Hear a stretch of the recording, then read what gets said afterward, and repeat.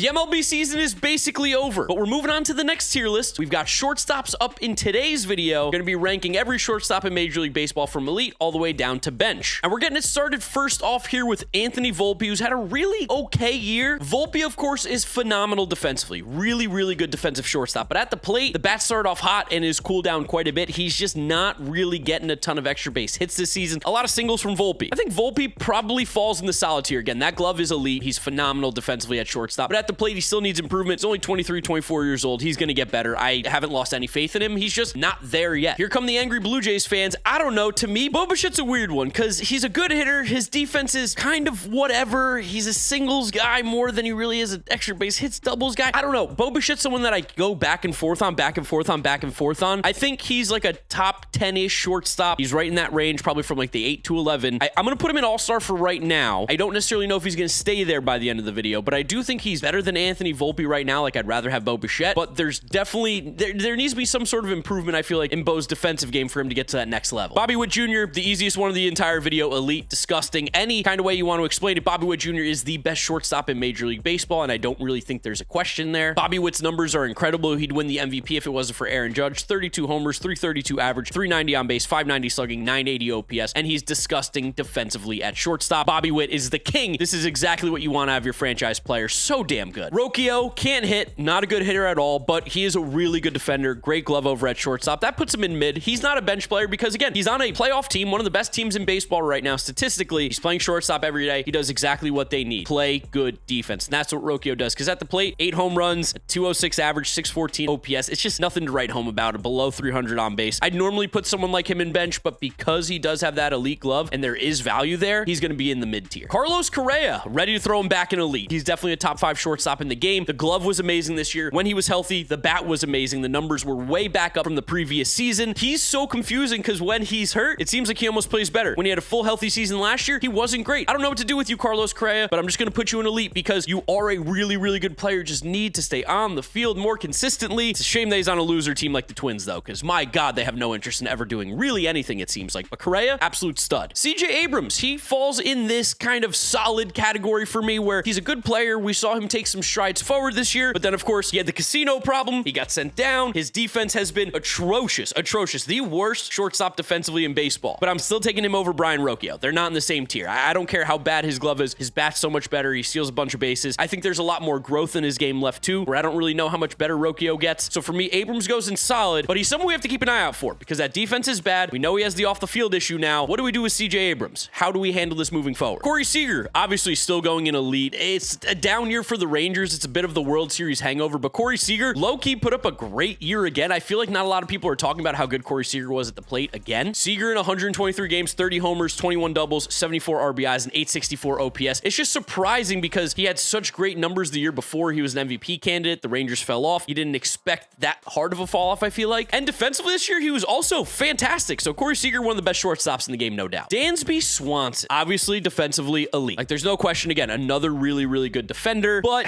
man, his hitting's just so whatever. Man, this is where it gets confusing because I do think he's better than the guys in solid, but I don't think he's as good as Bo right now. Oh, man, this is, we're going to put him in solid. Again, inside the tiers doesn't really matter as much. I just wanted to put him towards the front. He might move up into, he can't move up into all-star. Not with his offense. His glove is so good. This is the complicated thing about shortstop is the glove is so important, but I think there is a distinction between being a one-sided player where you either have a good glove or a good bat and bad on the other side, and he's just kind of not really much on the other side. I don't know. You guys can yell at me in the comment section below. He's very close. He's on the borderline for me. Whereas I think a lot of you are going to get really mad that I'm going to do this, but Elly De La Cruz is very much elite. Look at his defensive numbers, elite. Look at his offensive numbers, 810 OPS, stole 65 bases this year with 25 homers, and he struck out 200 times. When he cuts down on the swings and misses, you're going to be looking at a generational special player who's going to win MVPs. He's phenomenal defensively, incredible on the base pass, incredible at the plate, crazy potential. Again, still so much left to be desired, and he put up an 810 OPS at what, 22 years old? Elly De La Cruz is elite, and if you think anything else, honestly, I don't know what you want in a baseball player. Who cares if he strikes out 200 times? Elite defense, elite on the base pass, amazing at the plate. Okay, so I put 2 Toronto Blue Jays because, again, Bo's been hurt a lot, and Ernie Clement has been playing a lot of shortstop, and I want to give some shine to him. Ernie Clement's a solid little player. I think he's a good little ball player. Round to 700 OPS, pretty good defense. This is a guy who I think is going to find his way into more and more playing time, and if it's not with the Blue Jays, it'll be with another team. Ernie Clement's a solid little ball player. That's all I gotta say. I don't want to talk much else, but 8 OAA this year. Good job, Bernie Clement. Ezequiel Tovar, you refuse to walk, refuses, but again, elite in the field, good enough at the plate, 26 home runs this year. He's totally solid, totally a solid player, because again, we know Coors effect. He refuses to walk. His OPS is still below 800, so I can't really put him in that all-star tier, but that glove is disgusting. That glove is phenomenal, and he is a good hitter. There's concerns with his game, a lot of swing and missing, a lot of chasing, not a lot of patience, but I love what I've seen out of Ezequiel Tovar thus far at 23 years of age. I think he's only going to get better. Francisco Lindor, you know he is going in elite. There's no doubt. He was possibly going to have a chance to maybe win the MVP this year before the injury, and then Ohtani went absolutely ballistic. Ohtani deserves it, but Lindor going to finish second or at least third in the MVP voting this year. He's elite defensively. He's incredible at the plate. He's a great base runner. There's nothing that Francisco Lindor does that you wouldn't want in one of your shortstops for the future. Francisco Lindor's elite. The hate time is over. This isn't me being biased. This is you being stupid if you don't think he belongs in elite. You're dumb. He's elite without a doubt. It's now back-to-back seasons of elite defense, plus 30 homers, 30 plus doubles, and right around 30 stolen bases a year. That's elite. Get off my lawn. Geraldo Perdomo.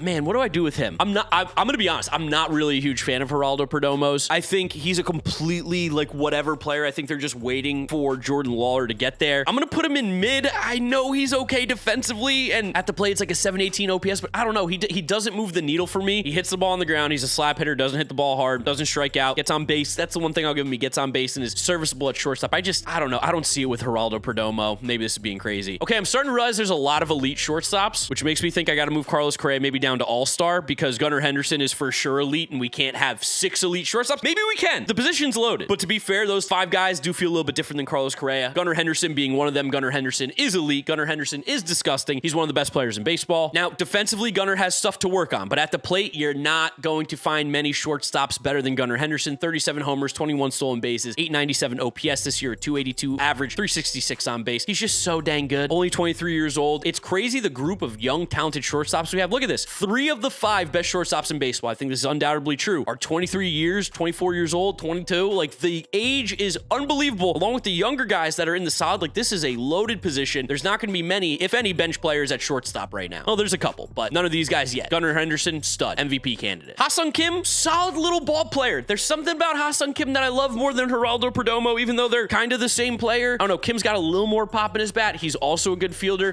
I'm a big Ha-Sung Kim fan. I don't think I want him necessarily being one of the best players on my team, but when he is a ancillary sidekick piece like he kind of is right now in the Padres, I know he's hurt, but when healthy, he's perfect. You can hit him towards the bottom of the order. He's solid, plays good defense, doesn't ever hurt this team. Okay, Jacob Amaya, you are going to be the first one that's bench. Kind of not fair, because you're only have like 80 at-bats, but they have been really bad. I don't think you're a starter. You're on the White Sox. I know you have the Astros hat, but he's a White Sox player, which is why he's starting. It was Nicky Lopez for most of the year until recently. I went Jacob Amaya. It doesn't matter. Whoever the White Sox play, they're not a starter. Pretty impossible to tell on Jacob Wilson right now what kind of player he is. I'm just going to throw him in solid because I loved what he did in the minors. I think he's going to be a good player. Come back from injury in Oakland. Good bat to ball skills. Can't wait to see what the pop looks like at the major league level more consistently. Again, I know I just said Jacob Amaya, bad 80 at-bats, you stink. Jacob Wilson, bad 90 at-bats, you're solid. It doesn't make sense, but I just like his prospect pedigree. I like him as a player a lot more. Someone who I will not hold any punches on, Javier Baez. Bench, stinks, terrible, not good. It's crazy how bad Javi Baez has fallen off. The Tigers got immediately better when he wasn't playing every day. His defense wasn't even good at shortstop. He had a 515 OPS. He genuinely might be the worst contract ever given out in Major League Baseball history because he's just been straight up dog shit since he's gotten to Detroit. And it sucks because I like Javi Baez as a player. He was so fun and exciting to watch in his prime. He's only 31. And we're talking about a guy who shouldn't be playing anymore. Javier Baez, what happened, buddy? What happened? This one, man, does this feel crazy? Is Jeremy Pena just kind of mid? Is he just a shortstop that exists on a successful team? He's whatever in the field. He's a singles merchant. I don't know. I don't really know what to think about Jeremy Pena other than I think he's just fine. I think he's a major league caliber shortstop, just like Perdomo, just like Brian Rocchio, but he doesn't move the needle. Yes, he's gotten some big hits. Yes, he's had some flashes where he's been really good, but right now, I don't really feel like picking Jeremy Pena over almost anybody above him. He's just, maybe it's because he's boring too. Maybe it's because he's boring. Maybe boring is good. To me, boring is boring. I don't want him. He's kind of just whatever at shortstop, which is kind of painful, but also feels kind of right. I don't know. Jeremy Pena mid is crazy, but I'm doing it. Jose Caballero. Yeah, I mean, defensively, he's really good. 9 OAA. He has played a little second, has played a little shortstop. I want to see.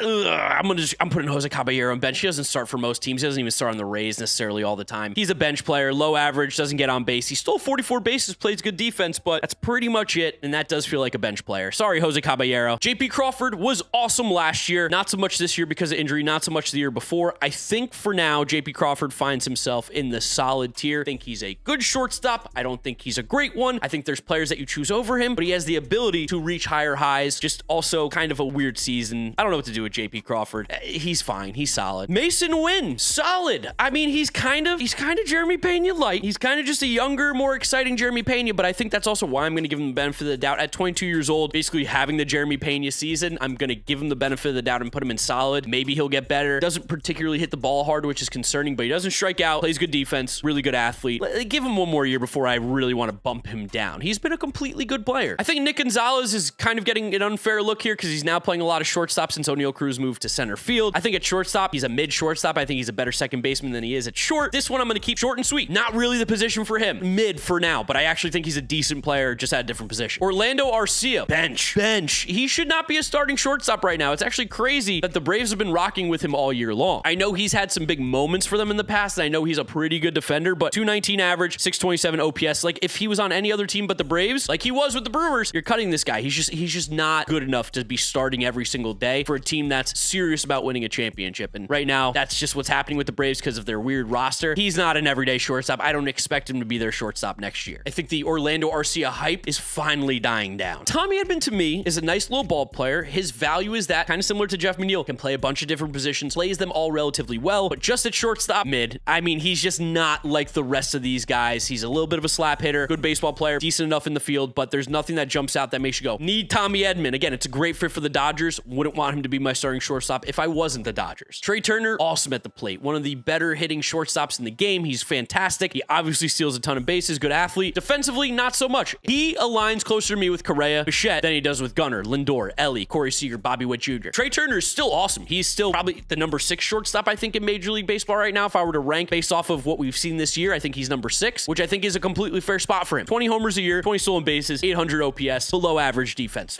That's a really good shortstop to me. Still take him on my team, but I just don't think he's in the elite category with these other guys right now. I don't. How do I rank Trevor Story? Because he doesn't really play often. When he does, he's solid, so I guess we'll just put him in solid. Good fielder, decent hitter. Haven't seen him play consistently in like 2 or 3 seasons, which is really tough, but I think when he's at his best, he can be an all-star. I think right now, solid shortstop. You just can't rely on him. That's the problem with Trevor Story. Trey Sweeney. So Trey Sweeney is currently the shortstop for the Detroit Tigers. He was traded over there in the Jack Flaherty move. He's actually been kind of a big part of the reason why they're playing well, but not necessarily because of his bat. He's a dead pull hitter, which is fine. He's 24 years old. I think right now, Trey Sweeney is going to go in the... He's going to go in the bench tier, but there's more to be seen. I'm just concerned because there's just a lack of plate discipline. There's a lack of pitch selection, and I think they're just injured and they're rocking with vibes. He's been great for them defensively. I want to see more. And he was someone who also struggled in the minors, so not really as much pedigree as we thought. Tyler Fitzgerald. Tyler Fitzgerald's having an awesome year offensively. I don't understand how. It doesn't make any sense. Giants fans look at the numbers. He doesn't hit the ball hard, doesn't really make good swing decisions. He's just hitting the ball in the air and it's going out for home runs. He's also bad defensively, but a good athlete. He's going in mid, which is going to sound crazy for a guy with an 841 OPS, but I'm telling you, just be patient. I don't think the offense is going to be as sticky as it looks right now. It's just expected batting average is like 60 points lower. His xWOB was like 296.